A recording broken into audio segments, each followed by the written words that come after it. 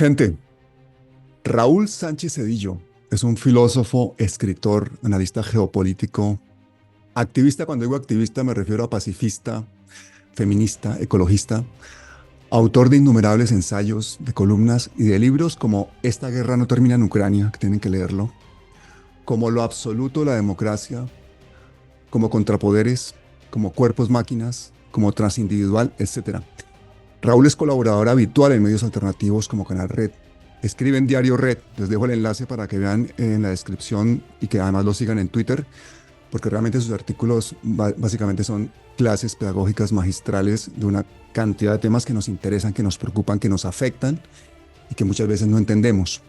Y es que resulta que Raúl es una mente clara, serena, habla igual que piensa, con esa misma profundidad, pero además es independiente y sus análisis son profundos, pero es que además propone salidas valientes y esperanzadoras. Yo lo sigo hace bastante tiempo. He entendido muchísimas cosas de esta distopía o de esta distopía belicista en la que vivimos, básicamente sin haber dado nuestro consentimiento y en la que menos importa y lo que menos importa es el ser humano y el bien común. Así que Raúl Sánchez Cedillo, bienvenido.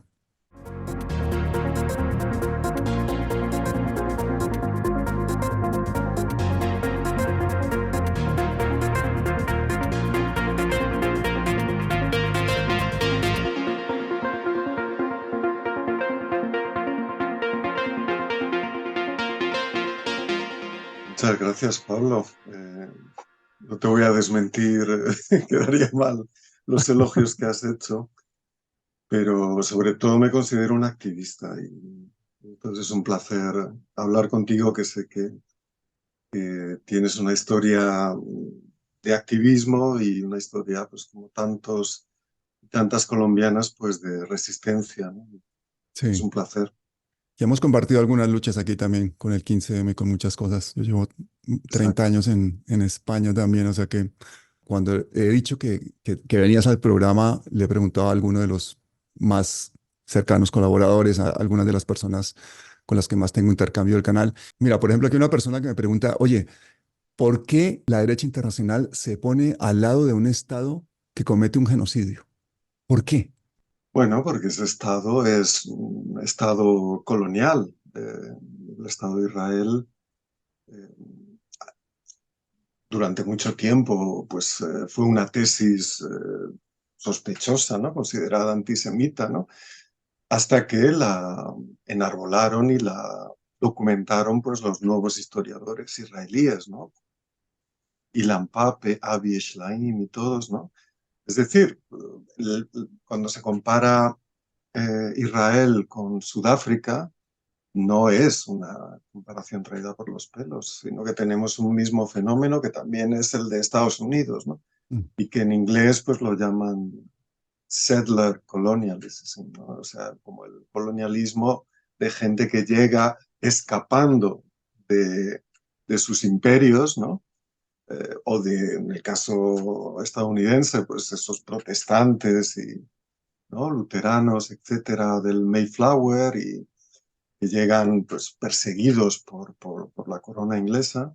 Y en el caso pues, de Israel son judíos que escapan de la Shoah, de los 6 millones de judíos que mueren exterminados por el nazismo, pero que lo que hacen, que llevaban haciendo digamos, desde el protectorado británico en Palestina, pues llegan allí y ocupan y expulsan a los nativos, ¿no?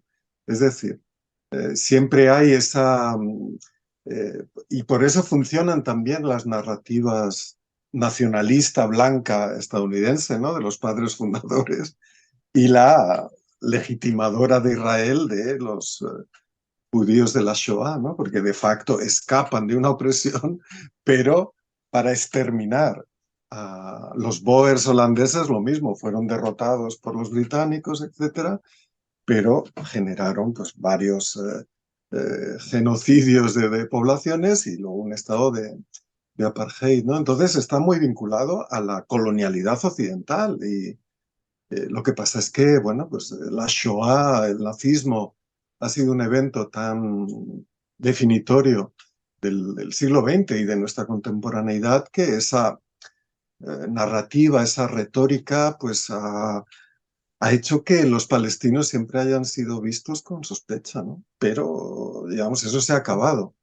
Y, por así decirlo, las cartas están sobre la mesa y vemos que, salvo presidentes valientes como el presidente Petro y poco más, porque si pensamos en Pedro Sánchez, pues es una pura hipocresía, eh, ningún Estado, casi ningún Estado, bueno, Lula se ha pronunciado, cierto, pues defiende el derecho de los palestinos al retorno a una tierra que les pertenece y sobre todo una solución democrática para toda Palestina, que a modo de ver no es un Estado palestino, porque un Estado palestino necesitaría los elementos que define un Estado: tierra, agua, la capacidad de autoabastecerse, cosa que ya no existe, que por lo tanto es una pura, es llamar con un nuevo nombre a un Bantustán, lo que en los acuerdos de Oslo del 92 se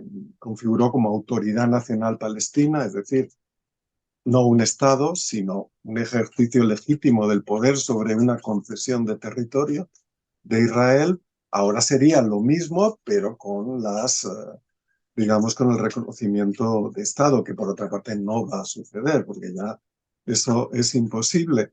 Entonces el horizonte es precisamente como en Sudáfrica, la construcción de un Estado democrático único, plurinacional, pluriconfesional, pero que esa es la batalla que tenemos por delante. Contra ella pues está paradójicamente, pues buena parte de los históricos antisemitas, ¿no? Toda la derecha evangélica, toda la derecha católica integrista, etcétera, etcétera, están con Israel porque se trata de defender la colonialidad, se trata de defender los privilegios raciales, ¿no? Para que has mencionado a Pedro Sánchez, ¿cómo es posible que un presidente que supuestamente es de izquierdas no termina de reconocer con la boca bien abierta al Estado de Palestina, pero en cambio sí sigue haciendo tratos comerciales con Israel, concretamente vendiendo y comprando cientos de millones en armamento? Y la gente me ha preguntado, oye, pregúntale a Raúl si eso tiene algo que ver con el software Pegasus, que le tengan muchos secretos a Pedro Sánchez, Mm, que por ejemplo con el tema del Sáhara haya tenido que ver ese cambio de actitud de Pedro Sánchez. mm. Pueden estar dictadas todas estas últimas farsas políticas en las que ha protagonizado Pedro Sánchez, pueden estar dictadas por la subordinación a Israel por motivos que desconocemos. Yo creo que no, creo que no. Entiendo que en fin, que Pedro Sánchez, pues con el móvil que utiliza, porque Pegasus es una cosa que se instala en tu móvil y que de facto parece que lo tuvo, pues no habla en fin, de eventuales corruptelas, ¿no? Creo que es suficientemente listo, ¿no? No, yo no creo, yo no doy crédito a eso, la verdad. Pienso más bien en hechos pues palpables, evidentes y demostrables, que España, como ningún país de la OTAN, tiene autonomía en su política diplomática. De defensa ya ni hablemos, pero tampoco en su política diplomática. Es decir, no puede establecer relaciones diplomáticas con organizaciones criminalizadas, como sería, pues, siquiera la ya prácticamente inexistente OLP, o establecer una línea de diálogo con Hamas, con Hezbollah, que sería lo valiente, ¿no? Porque hay una guerra, sino que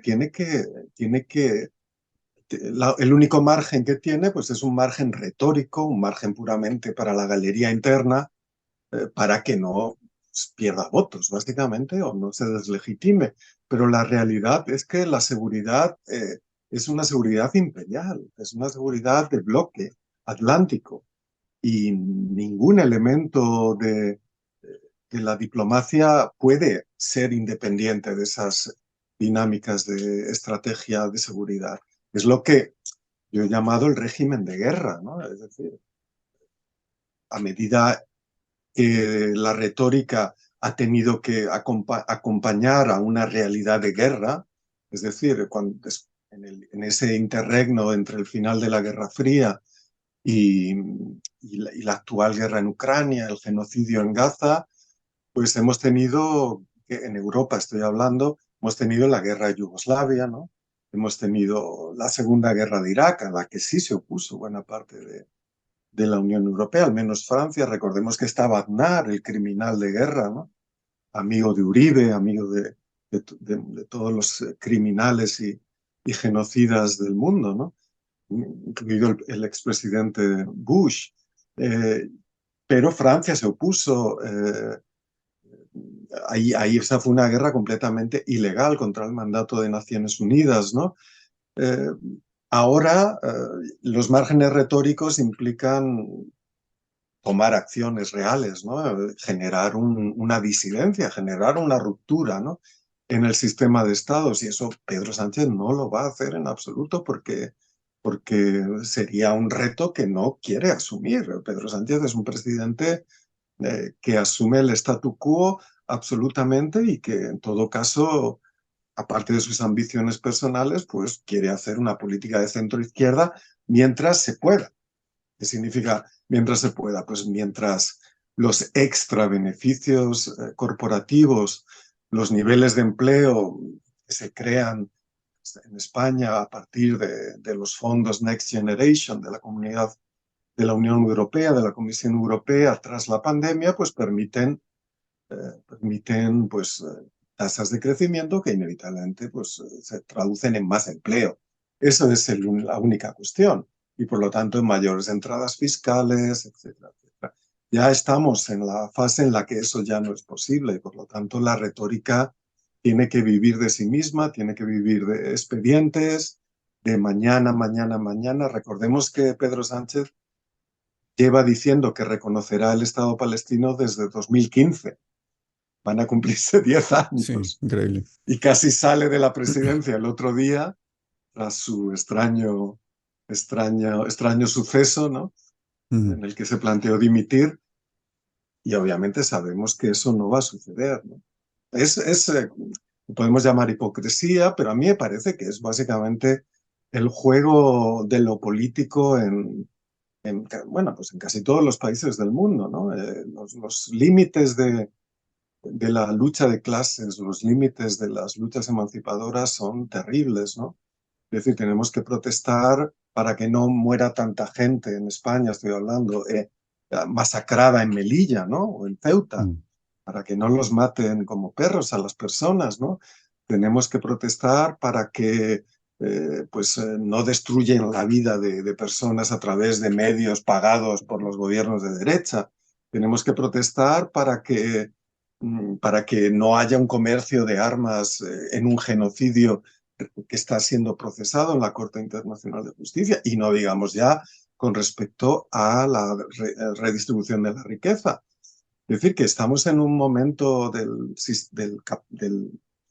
sistema mundo capitalista en el que la polarización de los ingresos de la riqueza es mayor que nunca. Es decir, que se recalca poco ese dato. Estábamos acostumbrados tras la Segunda Guerra Mundial, ¿no? En América Latina la CEPAL, etcétera, etcétera, ¿no? Que bueno, vamos a crear unas clases medias, ¿no? Y la pobreza, el hambre, pues vamos a ir, ¿no? Ese optimismo que es el del todo el sistema internacional, el de la Agenda 2030, ahora mismo es pura retórica. Todo va hacia una polarización, hacia una desigualdad extrema, ¿no? También en las consecuencias del cambio climático. Y no digamos ya con respecto al respeto de las garantías del sistema internacional. Vemos que pues, el principal garante de la democracia en el mundo respalda completamente un genocidio. Hoy mismo leía que mientras en Estados Unidos proliferan las acampadas reprimidas durísimamente, como en tiempos de la guerra de Vietnam por las autoridades estadounidenses, que Joe Biden, no sabemos si con la conciencia de sus actos o no, considera antisemita la palabra intifada, ¿no? Que viene a decir revuelta, etcétera. Quiere decir que estamos exterminando también el lenguaje, la pura existencia cultural e histórica de un pueblo, ¿no? Y bueno, pues eso nunca sucedió. Recordemos que las conversaciones de Oslo fueron precedidas de pues, encuentros en Camp David, ¿no? De Arafat con Shamir, etcétera, etcétera, ¿no? Es decir, eso ha acabado. Ahora mismo lo que estamos pidiendo es que no, por favor, no maten tantos, ¿no? Es una auténtica, bueno, yo lo intento pensar en términos de esa evolución del sistema mundo, introduciendo también la variable colonial y ecosistémica, y estamos en un caos ecosistémico en el que, como sabemos, pues siempre benefician los poderes existentes, porque ante la desolación, la miseria, la catástrofe, pues la lógica del poder de obedece o serás exterminado o morirás de hambre o quedarás desamparado es más fuerte que nunca, ¿no? Y luego las pequeñas mezquindades de los gobernantes, porque, por ejemplo, ahora que mencionabas a Pedro Sánchez, recordaba yo que él quiso ser secretario o estuvo intentando catapultarse en uno de sus bajos momentos políticos hacia la secretaría de la OTAN, que posiblemente sea uno de sus futuros objetivos. Mm. Algo tendrá que ver eso con la creación o la autorización para crear la nueva base de la OTAN en Mahón. Pero eso da pie a la segunda pregunta que quería hacerte el público, Mm. Raúl, y es, ¿cómo es posible que Europa esté tan subordinada a Estados Unidos y que Europa haya asumido la narrativa de guerra como idioma comunitario? Eso cuando se habla de Mm. Ucrania, porque cuando se habla del genocidio en Palestina, entonces es el silencio. Pero ¿cómo se ha llegado a esto? ¿Dónde está el pacifismo? ¿Dónde está el pensamiento crítico de una sociedad que ha vivido dos guerras mundiales Mm. y que no parece darse cuenta de que vuelve a ser el caldo de cultivo ideal para que resurja el fascismo? Bueno, la subordinación es constitutiva del proyecto europeo desde el Tratado de Roma. ¿Por qué? Bueno, pues porque estaba la Guerra Fría, ¿no? Y las élites, las clases capitalistas europeas, primero, muchas de ellas no eran democráticas. El fascismo en Italia no era antiburgués, por ejemplo. El franquismo no era antiburgués.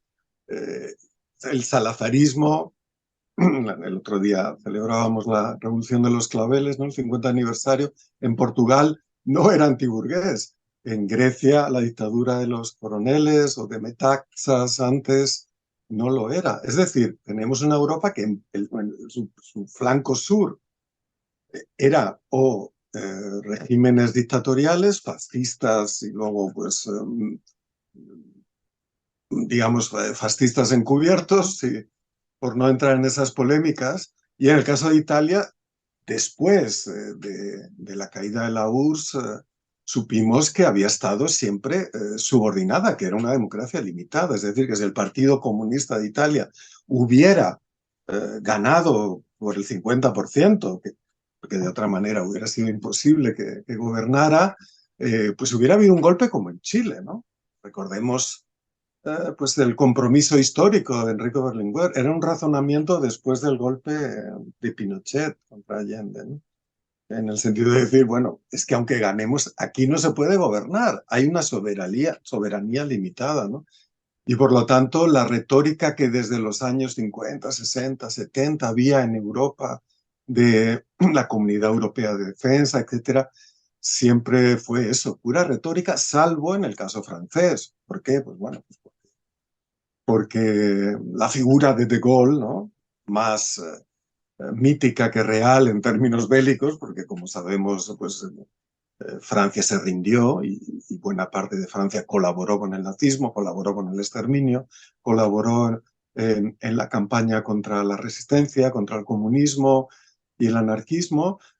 Pues Francia es mucha Francia, ¿no? Es obvio que la Europa, cuando se dice una Europa en la que no haya guerras, ¿qué guerras había en Europa? Fundamentalmente Francia contra Alemania, ¿no?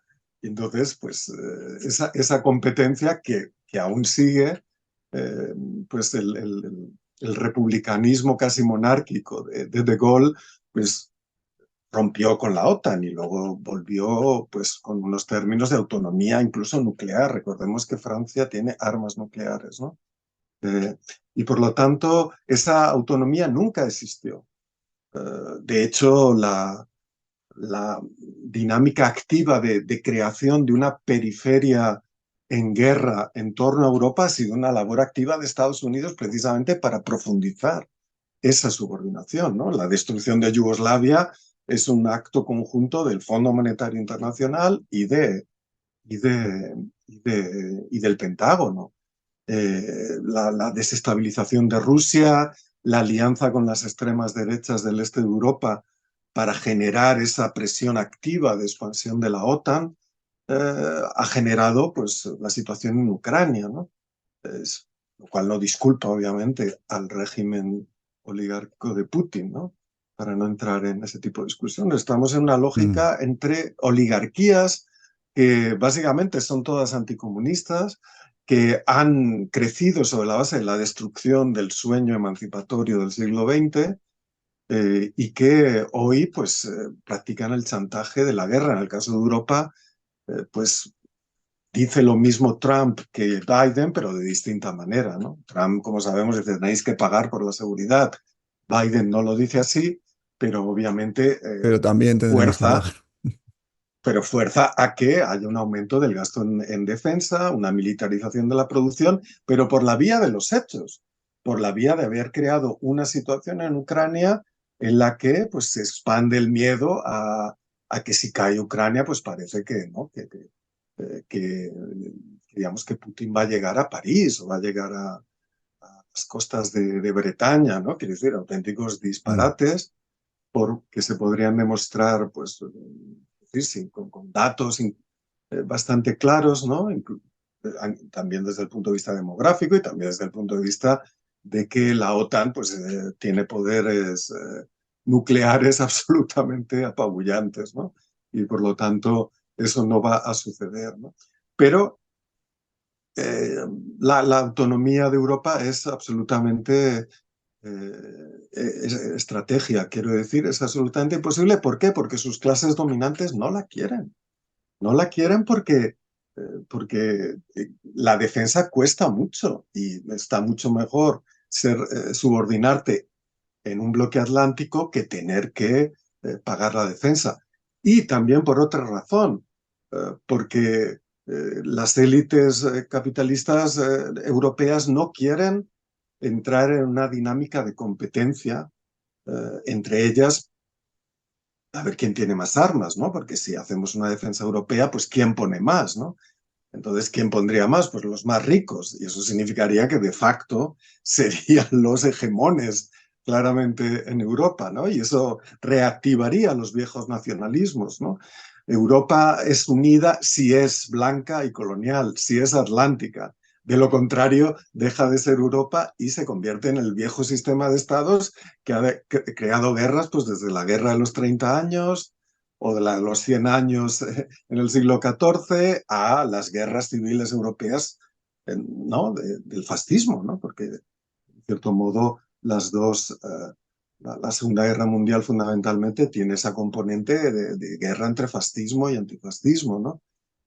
Y por lo tanto eso no va a suceder, sino que el mantenimiento de esa hegemonía estadounidense en el sistema mundo implica que entremos en un régimen de terror en el que añoramos la Guerra Fría, ¿no? La Guerra Fría eran todo fantasmas, ¿no? El misil que cae, ¿no? Los errores de seguridad, los espías, ¿no? Esto es puro y duro, es una matanza sin parar en Ucrania, es una matanza, un genocidio en Gaza, es una matanza y una creciente devastación de países, culturas, ecosistemas enteros en el Sahel y por lo tanto una presión que refuerza las dictaduras del Magreb y esa es una relación con Europa, ¿no? La OTAN acaba de decir que estudia, ¿no? Con esa retórica que tienen como si fueran una ONG que estudia realizar labores de asesoramiento en el Sahel, es decir, intervenir contra esos gobiernos que han roto con las viejas potencias coloniales, generar ejércitos mercenarios o no para contrarrestar a los rusos, evitar o sabotear la presencia china y todo eso, ¿quién lo paga? Obviamente la pagan las poblaciones a las que se les ha quitado la tierra, a las que se les ha impedido la ganadería, que ven cómo se roban por parte también de las élites africanas todos los ingresos del extractivismo, ¿no? Hay un dato de África que es pues como el otro, ¿no? Que dábamos antes, que hay que recalcar, que es que África es un exportador neto de capital. Parecería que es, ¿no?, un importador, que no tiene nada, que no, no, las élites sacan más dinero del que entra y hay un montón de inversiones, ¿no?, extractivistas en África, etcétera. No, no, pues es más, es decir, que el saqueo forma parte de ese circuito financiero y político colonial y la OTAN va a estar ahí, con lo cual, es decir, cuando hablamos de políticas sociales en Europa, y esto yo creo que es una lección también para Latinoamérica, ¿no?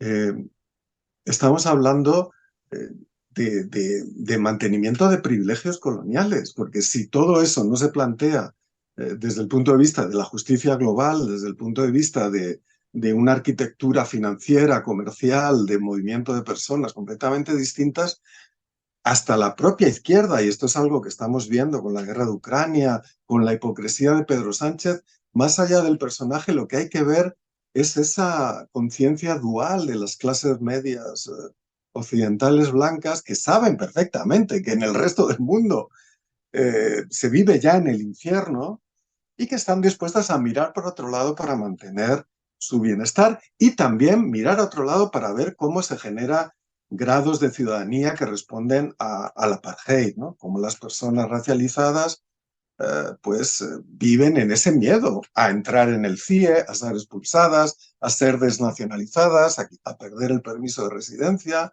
no pueden votar, no están, salvo como token, ¿no?, como puro testigo en la mayoría de los medios de comunicación, etcétera, etcétera, ¿no?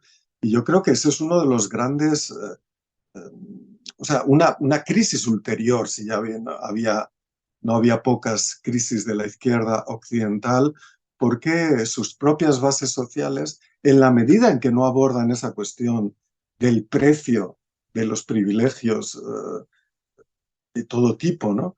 Eh, como cuestión de clase, como cuestión de raza y género, pues están completamente chantajeadas por sus propias clases dominantes, ¿no?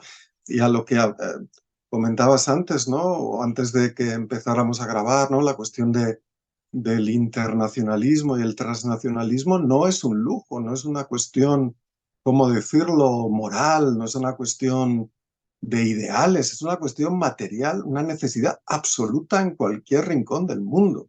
En Colombia, para que no haya un golpe de Estado contra la presidencia de Petro, pero en Europa, para que un nuevo 15M o algo parecido no sea completamente destruido. La internacional del capital existe desde que existen los regímenes coloniales, desde el nacimiento del capitalismo. La destrucción de Haití, por ejemplo, en su revolución, pues fue una sucesiva cooperación de las distintas potencias coloniales. Primero Francia, luego y terminó en Estados Unidos y ahora pues es, ¿no?, la ONU que hace esa labor colonial, ¿no? Es absolutamente esencial, pero eso implica realmente pues plantear la cuestión de las formas políticas de la transformación de una manera que no pase solamente por los caminos nacionales, que las élites políticas emancipadoras, los movimientos políticos eh, trabajen con esos mapas. El intento de las internacionales o de la tercera internacional, eh, fracasada sin duda, precisamente por el estalinismo y por esa centralización de los intereses de Rusia, ¿no?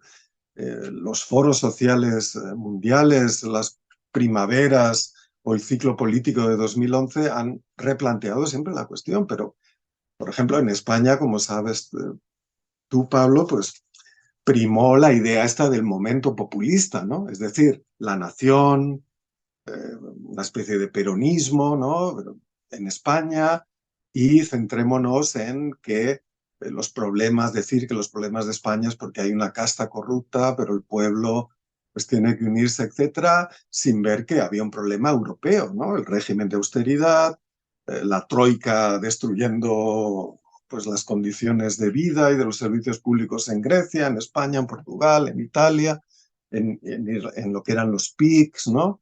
Y generando ese régimen de terror financiero, ¿no? Ese enemigo hay que combatirle a su misma escala, sino ¿qué significa? Que cuando llegas al gobierno te enseñan la tarjetita y dicen, bueno, tú verás, pero te vamos a aniquilar por todas partes, ¿no? Y eso es lo que, obviamente, Pedro Sánchez en este caso sabe perfectamente. Si te acuerdas, pues Zapatero, pues decía esto, vamos a ir avanzando sin parar y no hay contradicción entre los mega beneficios del BBVA y el Santander y las políticas sociales hasta que llegó la crisis sistémica del 2008 y el tipo pues se auto aniquiló, se auto quitó de en medio, ¿no? Se suicidó porque en vez de retar, cuando le llamó Obama, le llamó Merkel, le llamó el comisario europeo de finanzas, los hombres de negro, y le dijo, o anuncias recortes y los haces, o tú verás lo que haces. La deuda pública española va a caerse por el barranco, ¿no? Y lo tuvo que hacer porque no tenía ni la cabeza, ni la fuerza, ni la organización para desafiar eso, porque no piensan en eso. Hay que darse cuenta de que en Occidente los gobernantes eh, son sirvientes de los poderes de clase. Es decir, que saben perfectamente que te puede salir la jugada, la buena coyuntura de la redistribución de los mega beneficios, pero que si te toca la mala coyuntura, pues lo mejor que puedes hacer es salir de escena, ¿no? Porque si te enfrentas, en cierto modo, pues te dan un golpe de Estado, ¿no? Porque básicamente eh, tu partido, tu programa, tu inserción en las instituciones no está hecha para ser un contrapoder, no está hecha para generar por así decirlo, una revuelta, ¿no? Y si encima pues no tienes la voluntad de hacerlo, pues ahí se acabó el mito Zapatero y yo creo que en el caso de España pues estamos asistiendo a la misma parábola de Sánchez, ¿no? Por cierto, el 15M fue uno de los momentos políticos más felices de mi vida, que luego hablaremos de ello. Y el mío. Es increíble. ¿Tú crees que eso se puede repetir hoy en día? No, no se puede repetir eh, bueno, pues porque no vamos a citar a Marx, quiero decir, porque sería una farsa, ¿no? Mm. Sería una farsa y sería... No, y porque yo creo que la sociedad española ha cambiado, ¿no? Recordemos que, bueno, que no teníamos una extrema derecha tan organizada y tan vengativa y tan a la iniciativa, ¿no? No teníamos un Estado, un régimen monárquico y su Estado, su administración tan politizada, ¿no? Es decir, ahora mismo tenemos un nivel de fascismo organizado en la policía, en el ejército, muy jorobado, ¿no? Y sobre todo, pues yo creo que se trata de encontrar una vinculación entre la indignación, que era tan importante, y la esperanza, que sea menos ingenua que lo que fue el 15M, porque el desencadenante del 15M, que luego se convirtió en un movimiento de multitud y por lo tanto heterogéneo, de multitud de subalternos, empezó pues básicamente por determinada generación de entre 25 y 35 años que decía, bueno, nos habéis estafado, ¿no? Yo estoy con 2 trabajos precarios, eh, haciendo másters sin parar y trabajando en cosas que no tienen nada que ver con mis estudios, pues eso, en la hostelería, en el turismo, o en oficinas, o de rider, o dando clases particulares prácticamente para pagar mis estudios, para pagar una preparación que luego pues significará un ascenso social, ¿no? Es una problemática bastante digamos, de clase media, no en un sentido peyorativo, pero sí de ascenso social, ¿no? Es decir, de salir de la precariedad que, como sabes, pues en España eh, la introduce el Partido Socialista a principios de los 90, ¿no? Con la reforma del Estatuto de los Trabajadores, las empresas de trabajo temporal, la reforma de las pensiones, la reforma de los alquileres, la ley del suelo, ¿no? Y la otra cuestión del 15M es obviamente la vivienda, ¿no? Había habido en V de vivienda, ¿no? Las luchas por la vivienda, ¿no? Empezaba antes del 15M la lucha de los hipotecados, donde, como sabemos, pues había tantas familias americanas, ¿no? Se habían endeudado, tantos ecuatorianos que se tuvieron que huir porque les perseguía el Banco de Santander y luego Pichincha en Ecuador, ¿no? Hasta que Correa lo impidió, ¿no? Esos proyectos migratorios y esos proyectos personales totalmente destruidos por la violencia financiera estaban ahí desde 2008. Lo que pasa es que no había habido una respuesta. Es esta generación, que era la generación, por así decirlo, que tenía un grado de indignación, pero también muchas esperanzas, la que protagoniza eso, ¿no? Muchas veces la desesperanza o la desesperación impide que la rebelión conecte, ¿no? Entonces yo creo que necesitamos Mm. eh, tanto la indignación como una esperanza más adulta, si quieres, ¿no? Y yo creo que en el caso de español, pues es una ruptura republicana, es una ruptura popular, es un cambio de régimen y de forma de Estado, de administración, de participación, de poder económico, de poder mediático, de privilegios de la ciudadanía, y eso incluye a las personas migrantes y racializadas, etcétera, etcétera, pero al mismo tiempo otra ilusión que es frustrante porque además redunda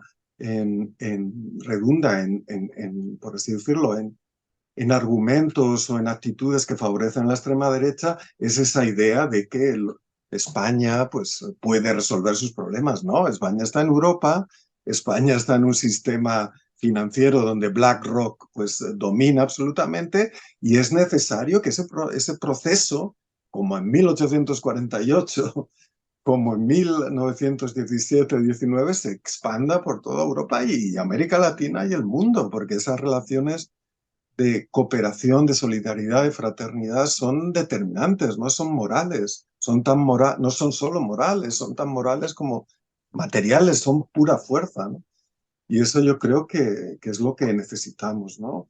No una especie de momento nostálgico de las plazas y tal, porque por otra parte vivimos ya en el régimen de guerra y sabemos cómo se está tratando al activismo climático, cómo se está tratando a las personas que protestan contra el genocidio con una considerable represión. Tenemos la ley Mordaza, que es posterior al 15M, es decir, no se puede grabar policías eh, por denunciar mediante pues, métodos audiovisuales la represión de la policía, te pueden procesar. Eso es terror para los periodistas, pero sobre todo para el ciudadano de a pie, ¿no? Eso está Pedro Sánchez, ha estado en coalición con Unidas Podemos, ahora con Sumar, y no lo va a derogar, eso lo sabemos perfectamente. Con lo cual necesitamos esa maduración que yo creo que no es, ¿cómo decirlo? No es imposible. Yo pienso que, en cierto modo, el 15M fue una maduración de esos momentos del movimiento antiglobalización, de esas protestas contra la guerra, pero luego también de ese activismo tan dinámico que había contra la SGAE, ¿no? A favor de ¿no? Contra la interpretación puramente pues, rentista y privatizadora de la propiedad intelectual, la cuestión de la vivienda, etcétera, etcétera, y eso cristalizó, maduró, ¿no?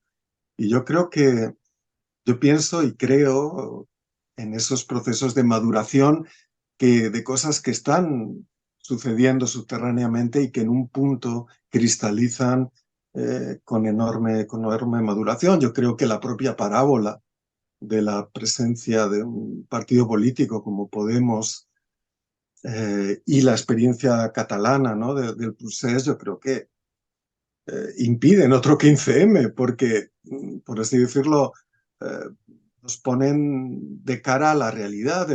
La forma democrática participativa en red, la reapropiación de la comunicación, la invención de redes, ¿no? Porque no podemos usar Twitter, por ejemplo, como se usó, porque básicamente sabemos que en manos de Elon Musk nos lo cortan, ¿no? Tenemos que ser aún más audaces y más potentes en la invención de métodos de coordinación y de extensión de esos afectos de indignación. Pero bueno, yo creo que ¿cómo decirlo? Lo que podemos ganar y lo que nos espera si perdemos, eh, me parece que es suficiente como para que haya confianza en que esta radicalidad necesaria, radicalidad en el sentido de ir a la raíz y de no vivir de falsas esperanzas, pues se va a mostrar, pero yo creo que es difícil que se repita un 15M tan, por así decirlo, tan pacífico, tan inteligente con respecto a los comportamientos de calle, porque el 15M es inexplicable sin Rubalcaba, ¿no?, que era el ministro de Interior. El 15M pues, es el efecto un año después de ¿no?, del seppuku, ¿no?, de Zapatero. Y, y se da pues una semana antes de unas elecciones municipales y autonómicas, ¿no?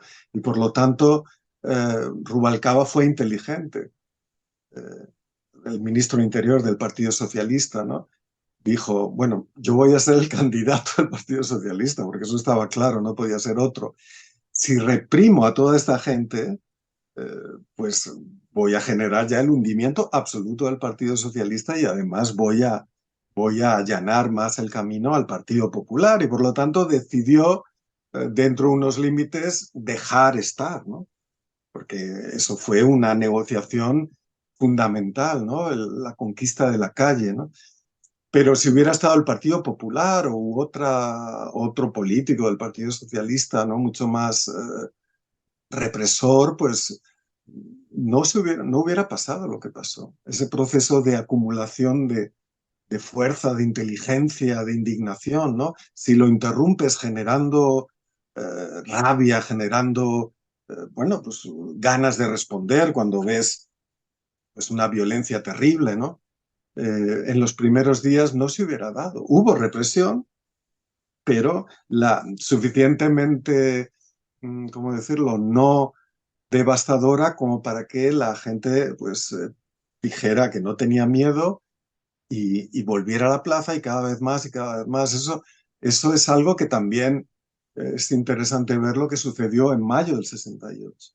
El prefecto de París, mientras que, pues recordemos que 6 años antes habían hecho una matanza de argelinos eh, por parte de este nazi, Papón, por cierto, que luego que era el prefecto, ¿no? Y decidió pues matar a tanta gente para que no se volviera a repetir. Eso es lo que le recomendaban al prefecto de París en mayo del 68 y él dijo, no, no, tranquilidad. Y eso permitió esos días decisivos en los que cristaliza una mutación expansiva, se produce un Big Bang, ¿no?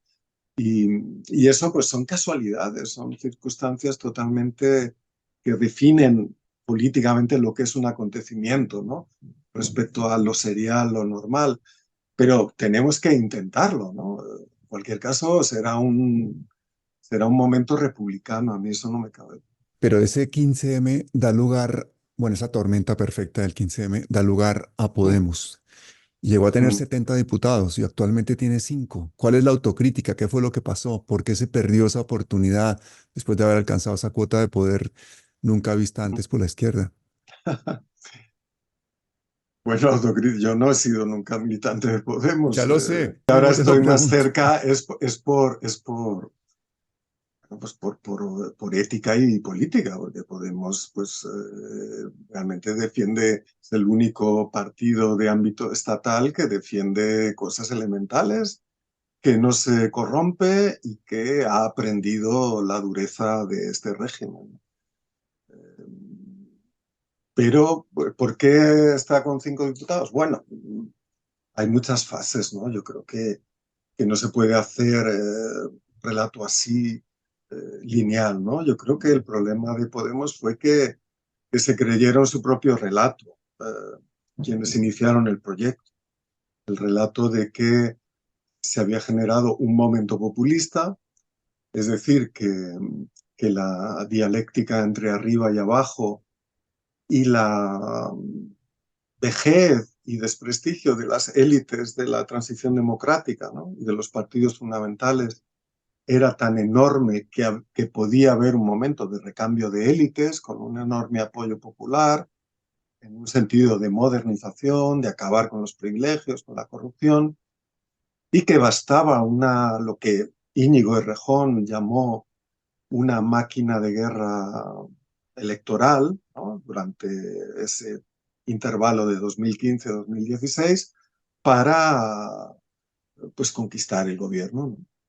Y que, por lo tanto, lo que son los momentos necesarios de construcción de una organización democrática, territorial, de una autonomía y una autoformación de los militantes para un proceso largo, que incluso cuando estás en el poder significa establecer una dialéctica entre Estado y sociedad que es sumamente compleja, como sabemos, ¿no? Porque los que no estamos en los gobiernos o en los partidos pues necesariamente tenemos que protestar porque no es suficiente. Y no tenemos por qué entenderla, es que es muy complejo gobernar. No, perdona, lo que es complejo es que tienes los enemigos delante y tienes dos salidas, o les das un tiro o un golpe o negocias, ¿no? Y sabemos que las negociaciones implican concesiones, por eso hay que siempre pedir más y más y más, ¿no? Eh, pero ni siquiera se hizo eso. Entonces se creó una organización completamente más parecida a una empresa de comunicación y a una plataforma digamos, de candidatos que una organización que pudiera abarcar una transición republicana, ¿no? Y yo creo que eso fue una ingenuidad, yo creo que eso fue un vicio terrible de la ciencia política transatlántica, ¿no?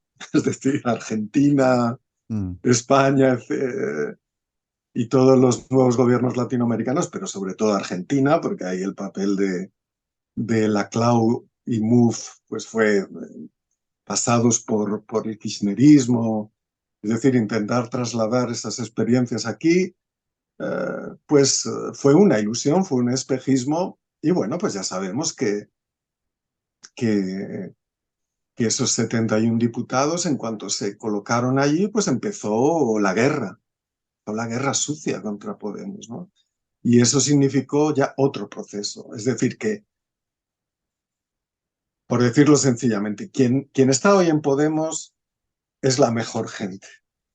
Me refiero a dirigentes. Quienes se han ido, pues son gente que obviamente se creía su propia mentira o que estima que no vale la pena luchar si me están atacando en los medios, sacándome la vida personal, metiéndome procesos de lawfare, etcétera, etcétera. Y por lo tanto me voy a otro partido que no dé tanto miedo, ¿no? Pero Raúl, lo Eh, curioso es que los que sí, se han quedado con el estigma y con los vicios y con la fama de los que se sí, fueron. sí, bueno, Bueno, ya, Porque pero más eso... estigmatizado que Pablo Iglesias no puede haber nadie. sí, bueno, pero eso es algo que... A ver, es que Pablo es mi amigo de hace mucho tiempo, quiero decir, desde el año 2000 le conocí, entonces es una larga trayectoria, ¿no? Y él está hecho para esto, pero bueno, no sé, no quiero ser, no quiero, o sea, introduzcamos metros de medida globales, ¿no? Es decir, pensemos en Colombia, pensemos en otros países, quiero decir. Pablo está ahí, no puede dejar de ser una persona estigmatizada en este régimen, pero está ahí, no se ha corrompido, resiste, ¿no? Y Podemos resiste, ¿no? Es inevitable que ese estigma se lo quede quien no renuncia a lo que significa, a lo que implica Podemos, ¿no? Que es el miedo cambie de bando, etcétera, etcétera, ¿no? Pero fíjate Eh, que haciendo un paralelismo que es sí, difícil de hacer, por ejemplo, con la situación de la izquierda colombiana y con Petro ahora, claro. te das Mm, cuenta como muchas veces la izquierda, cuando llega al poder, ha sobrevalorado su capacidad de hacer política, de hacer gestión, y ha subvalorado muchísimo la capacidad de la derecha de comunicación y básicamente de falta de escrúpulos para hacer un lawfare, por ejemplo, ¿no? Estamos viviendo en Colombia en este momento muy difícil sí, para Petro, con las derechas sacando a la gente a la calle. La gente no sabe ni por qué sale, pero la sacan, les pagan, les llevan autobuses para que salga. Unos mensajes de odio en un país en el que la violencia está a flor de piel. Es una situación muy extrema para un gobierno que simplemente está intentando sacar de la miseria a 25 millones de personas, ¿no? Pero haciendo ese paralelismo, también veo que hay una sobrevaloración a veces de la capacidad de hacer política de la izquierda y cuando llega al gobierno se encuentra con que el aparato del Estado es un aparato de derechas neoliberal con todos los vicios de funcionamiento y muchas veces la misma izquierda reproduce en su interior pues los vicios de funcionamiento culturales de la sociedad. No sé si tiene que ver algo con lo que ha sucedido en el interior de Podemos. sí, sin duda, sin duda. Yo creo que, a ver, lo que querían la gente que funda Podemos, incluido anticapitalistas, son gente que conocía bastante bien a Izquierda Unida, ¿no?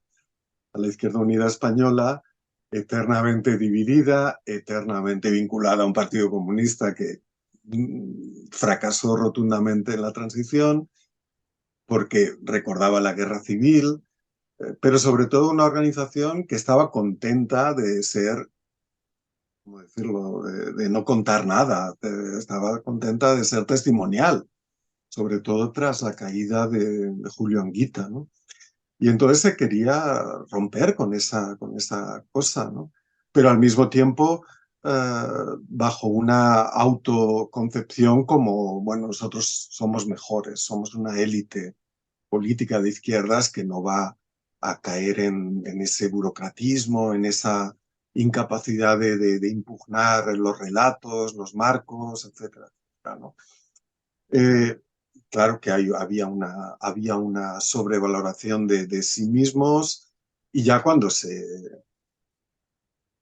que hay dos momentos, quiero decir, hay que recordar que, digamos que tras 2016 esos 71 diputados, luego se va bajando cada vez más porque, bueno, pues salen todas las operaciones de Estado, Venezuela, la financiación irregular, el caso Neurona, etcétera, etcétera. Bueno, hasta el asedio, ya cuando es vicepresidente Pablo Iglesias e Irene Montero de su casa por fascistas, ¿no? Por fascistas, cuando sabemos, tú sabes perfectamente, como has vivido aquí, pues yo qué sé, si hubiera asediado la casa bueno, fuimos a la casa de Soraya Sáenz de Santa María, Uy, que era la vicepresidenta, y a mí pues me dieron una hostia a la así. policía, sí, sí, y me procesaron, pero luego, quiero decir que es imposible. Eso lo permitió el Partido Socialista, claramente lo permitió Marlaska, porque sabemos perfectamente que allí llegan y ahí no se manifiesta nadie a 1 kilómetro si quieren, ¿no? Pero lo permitieron porque era una manera de desgastar, ¿no? Es decir, sobrevaloraban el poder gubernamental. Luego Pablo Iglesias ha reflexionado ya y se ha dado cuenta de que no, etcétera, pero ahora piensa que son los medios. Bueno, yo creo que no es tan Oye, los sencillo. medios como La Sexta tuvieron también mucho que ver en toda esta guerra sucia contra Podemos. Totalmente, pero no solo. Lo que quiero decir es que es todo el Estado, todo el régimen el que te ataca. Es las clases dominantes en el Estado, en los medios, etcétera, las que te atacan y también seducen, ojo, porque tan importante es ese asedio a Podemos como la seducción del errejonismo y sucesivamente de Yolanda Díaz, de que, ojo, si abandonáis este barco, os vamos a tratar muy bien, tenéis un lugar, ¿no? Siempre subalterno, pero... Y lo han aceptado, ¿no? Eso es muy importante, ¿no? Porque no hay, por más que se ataque un partido, si está unido, si está, tiene una cohesión ética, que es fundamental, sentido más elemental del compañerismo, de la lealtad, de la resistencia, sabemos que sin eso no se vence nada, ¿no? Y se vio lo endeble, ¿no? La ambigüedad que había también dentro de Podemos con respecto al recambio de élites, ¿no? Es decir, bueno, ya nos toca a nosotros que estamos preparadísimos, España es una democracia avanzada, pues vamos a hacer pues ¿no? Una modernización también social. Y también recuerdas que, bueno, pues para no dar miedo, Podemos y Pablo Iglesias como secretario y candidato decía que no, aquí lo único que queremos es una socialdemocracia estilo sueco, ¿no? Es decir, ¿no? Como vamos no vamos a nacionalizar, no vamos a expropiar a nadie, sino pues una reforma fiscal, etcétera, etcétera. Y eso son ilusiones, porque las clases dominantes no son tontas. Sabes que tú eres hijo de una revuelta. Saben que llevas un mandato radical, que eres un elemento de desestabilización y por lo tanto, aunque vayas de socialdemócrata sueco, te van a masacrar, ¿no?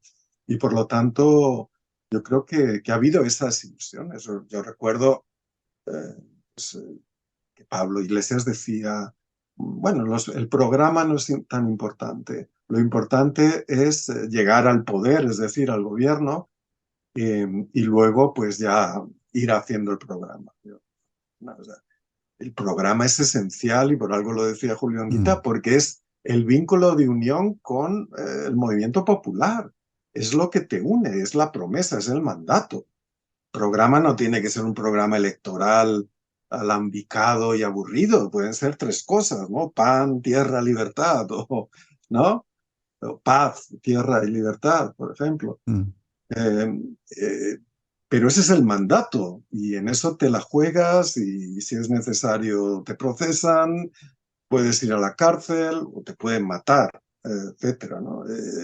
Y eso es, yo creo, es un elemento de ilusión y de no anticipar en lo que estamos ahora. Es decir, que el ciclo de 2011 fue la última oportunidad, quizás globalmente, de generar una ruptura de trayectoria en las democracias liberales, ¿no?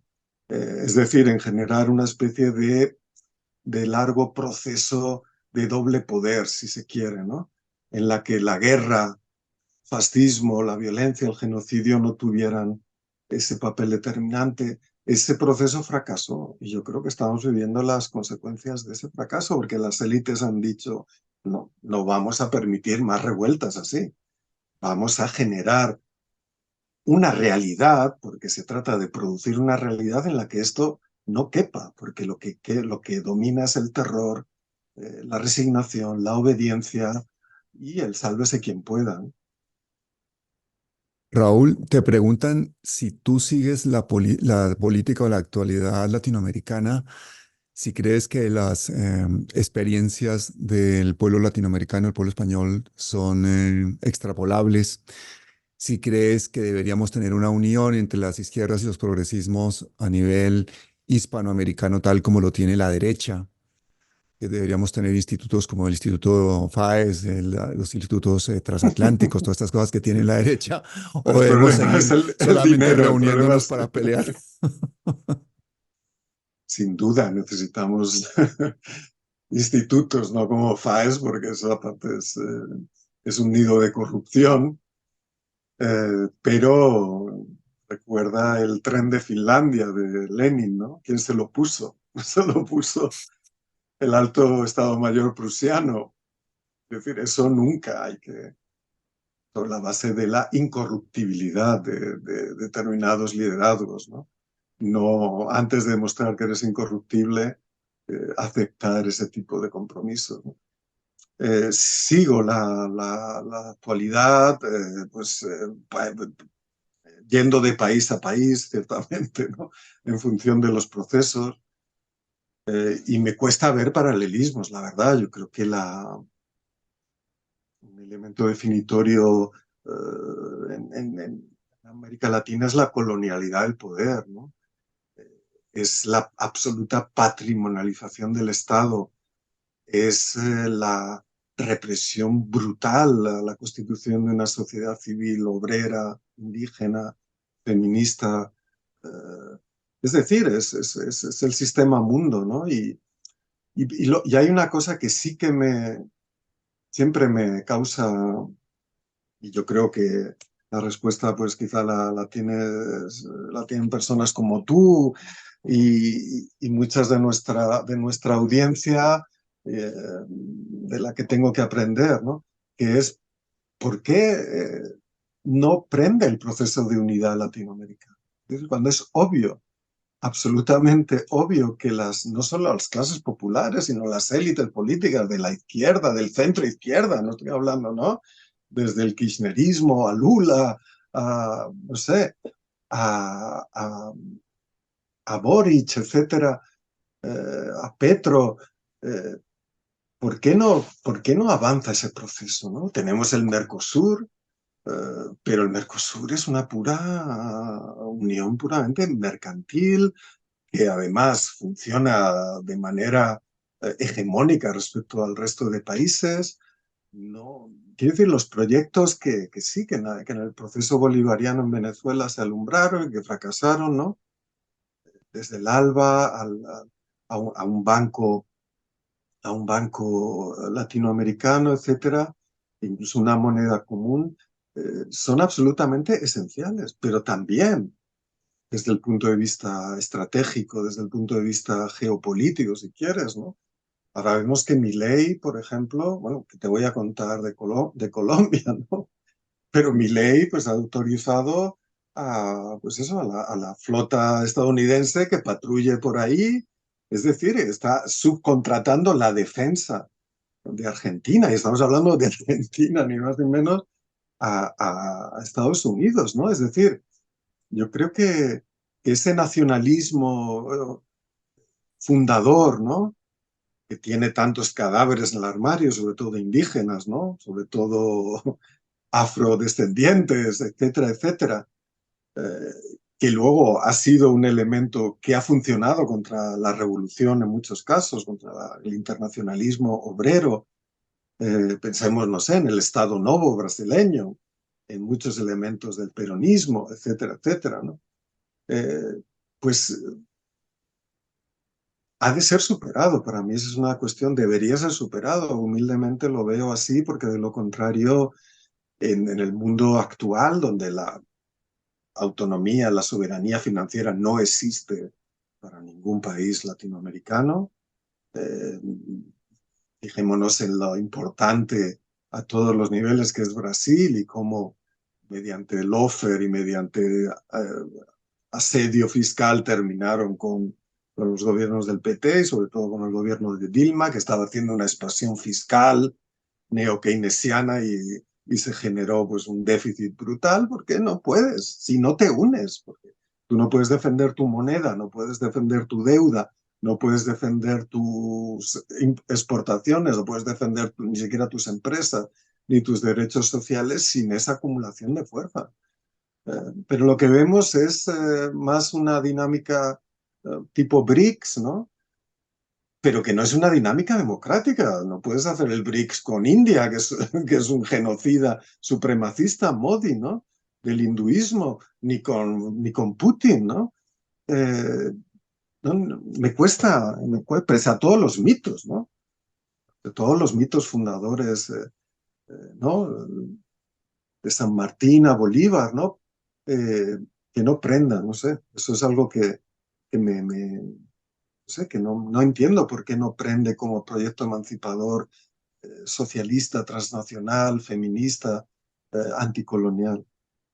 No puede ser también porque teniendo una base norteamericana en cada esquina, y teniendo los mercados doblegados a estos tratados de libre comercio y teniendo poblaciones de millones de personas que no tienen ni acceso a internet ni comunicación, ni tienen las calorías suficientes para movilizarse. Es que ese es el problema, ¿no? Que la precariedad, la miseria, la pobreza en Mm. Latinoamérica también sujeta a la gente. Muchas veces esta gente está desbordada por la miseria, por la tragedia de sobrevivir al día a día, que muchas veces va uno por los territorios en Latinoamérica y dice, bueno, es que moverse ya es complicado. O sea, ir a protestar ante quién y que encima tengas una represión brutal y un gobierno que por encima tiene a un imperio, eh, son palabras mayores. A mí me causa la misma sensación que tú, de que debería ser un pueblo muchísimo más unido, pero yo creo que el progresismo también tiene que tener una actitud menos cómoda en Latinoamérica y hay un falso progresismo como lo hemos visto aquí también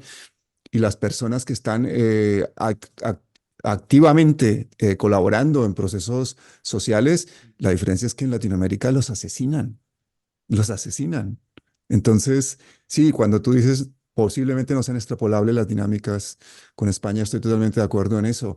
Yo creo que si, por ejemplo, por darte un ejemplo, matan un día a alguien en una calle de Madrid, a un taxista o alguna cosa de estas, al día siguiente salimos todos a la calle, aquí hay 1 millón de personas protestando.